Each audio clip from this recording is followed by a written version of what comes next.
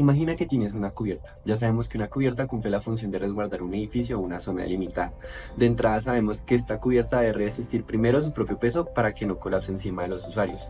Ahora supón que esta cubierta la tienes construida en una ciudad donde los vientos pegan muy fuerte, llueve demasiado y de manera muy prolongada. Y encima añádele que obviamente con el tiempo los materiales de la estructura se van a ver afectados por tanta lluvia y tanta humedad e irán perdiendo su capacidad por tanto.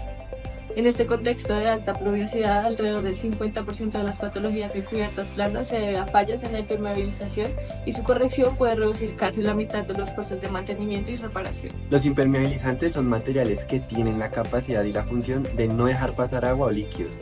En la construcción son aplicados sobre superficies expuestas a la intemperie, cubiertas, muros, columnas, y son importantes para impedir la infiltración de agua que puede causar corrosión y fisuras en los materiales, asegurando así la resistencia y seguridad de los elementos. Existen varias formas en que el agua y la humedad pueden afectar una estructura. Por presión hidrostática, cuando el agua ejerce presión sobre el material y busca entrar de cualquier manera, como en un muro de una piscina, en tanques de almacenamiento o aposamiento en cubiertas. Capilaridad, el agua va subiendo por los poros del material, como por ejemplo un muro de ladrillo en contacto con un suelo húmedo. Estos ciclos de humectación y secado hacen que el concreto se hinche y se fisure, las armaduras de acero se queden expuestas a la corrosión porque los iones agresivos viajan con esa humedad, y para rematar, las fachadas y recubrimientos se llenan de fluorescencias blancas y se desprenden. La condensación, cuando el vapor entra en contacto con un material frío como lo es el acero, y la filtración de lluvia por fisuras o fallas en el sellado de un material. La impermeabilización va mucho más allá de evitar goteras. Es un elemento estratégico que protege la integridad estructural de toda la edificación y sus componentes. La presencia constante de humedad desencadena patologías constructivas severas, corrosión de armaduras en elementos de concreto reforzado, reduciendo hasta un 30% su capacidad estructural. Las eflorescencias de gran fachadas y acabados proliferan mohos y hongos que afectan la calidad del aire interior, pudiendo incluso desencadenar problemas respiratorios a quienes habitan la edificación. Los podemos encontrar clasificados según su composición o instalación. Tenemos el impermeabilizante asfáltico. Este se compone principalmente de asfalto o bitumen, que es quien le confiere sus propiedades impermeabilizantes, y tiene aditivos que le confieren otras capacidades específicas según sea necesario. Estos suelen ser polímeros y buscan mejorar propiedades como por ejemplo la flexibilidad o la resistencia al calor. Para las membranas bituminosas asfálticas, primero se limpia y seca la superficie, luego se aplica un primario asfáltico y a continuación se desenrolla la lámina sobre la cubierta, se alinea y se suelda con ciprete en los solapes hasta conseguir una fusión continua. En las esquinas y encuentros se refuerza con bandas de refuerzo y se comprueba la estanqueidad con una prueba de inundación. Encontramos impermeabilizantes acrílicos que están compuestos principalmente por resinas acrílicas y elastómeros en emulsión acuosa que se seca dejando una película elástica que sella la superficie.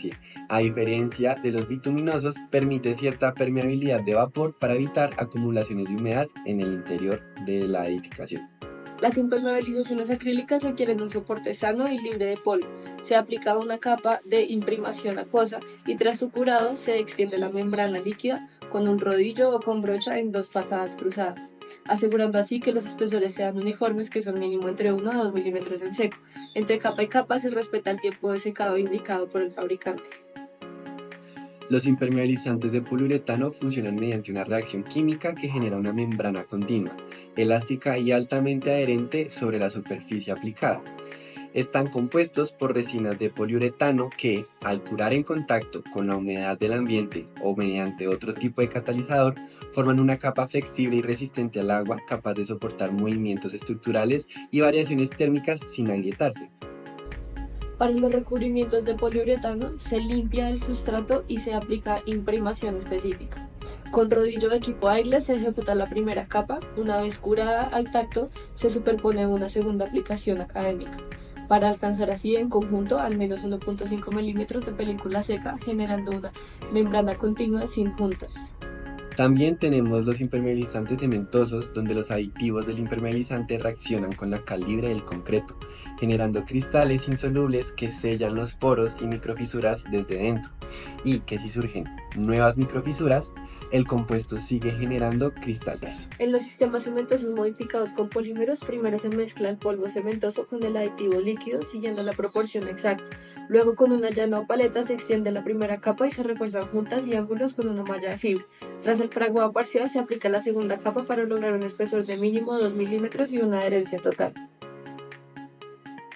Los impermeabilizantes bentoníticos se elaboran con bentonita, que es una arcilla de origen volcánico rica en montmorilonita, que puede absorber grandes cantidades de agua.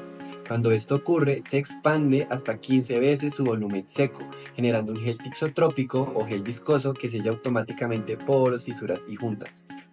Los impermeabilizantes bentoníticos generalmente llegan en láminas prefabricadas. Primero sobre un geotextil base se coloca una capa de bentonita y se extiende solapada con 10 centímetros de masa. Luego se confina con el material de relleno del hormigón de su cubierta. De esta forma la arcilla se activa con la humedad residual o añadiendo agua tras su instalación para que se expanda y selle grietas.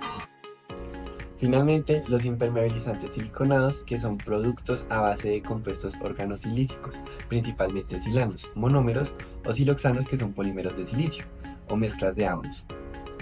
Estas moléculas tienen la capacidad de penetrar en los poros del sustrato mineral, donde se anclan químicamente y lo vuelven hidrofóbico, o sea, repelente al agua, sin obstruir su transpirabilidad. Finalmente, los siliconados son tratamientos de superficie. Primero se debe lavar y secar el soporte y luego se aplica el silano o siloxano con un rodillo o pistola en una sola pasada, asegurando así su penetración hasta formación de una película invisible. No forma membrana, sino una capa repelente al agua que mantiene la transpiración del material. También los podemos clasificar según su aplicación e instalación. Pueden ser prefabricados, como láminas que solo deben ser instaladas, o in situ. El impermeabilizante se prepara y se aplica directamente en el lugar de la obra. La instalación de los impermeabilizantes puede ser por adherencia completa, aplicados con caloroquímicos, semiadheridos, flotantes o anclados mecánicamente, ya sea con tornillos, clavos o perfiles. La elección de un sistema impermeabilizante debe responder a factores técnicos objetivos como el tipo de compatibilidad química del soporte, nivel de exposición al agua, clima, exigencias mecánicas, vida útil requerida y facilidad de mantenimiento. Debemos tener en cuenta las propiedades de los materiales que se ven involucrados. Un bituminoso típico alcanza hasta 200% de elongación antes de romperse, pero los poliuretanos con 600% de elongación resisten 3 veces más que los bituminosos. En cuanto a resistencia a tracción, los bituminosos rondan 1 megapascal, los acrílicos de 1 a 1,2, pero los poliuretanos suben hasta 2 a 3, es decir, 2 a 3 veces la capacidad de un sistema bituminoso y hasta el doble de un acrílico. Miremos ahora la expansión frente al agua. Los bentoníticos se hinchan hasta un 10 o 15% de su volumen inicial, taponando fisuras, y estas se autorregeneran con cada nuevo impulso de la humedad. En penetración y ángulo de contacto, los siliconados se meten de 5 a 10 milímetros en el sustrato, que equivale a 1.5 veces la repelencia de un acrílico convencional. Y en durabilidad podemos comparar ciclos de mantenimiento.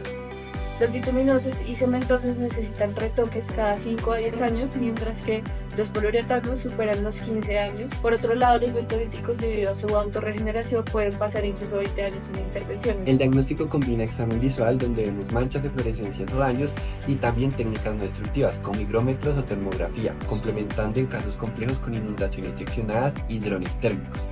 El informe precisa dónde se filtra el agua, por qué falló el sistema y si conviene repararlo o no, o reemplazarlo.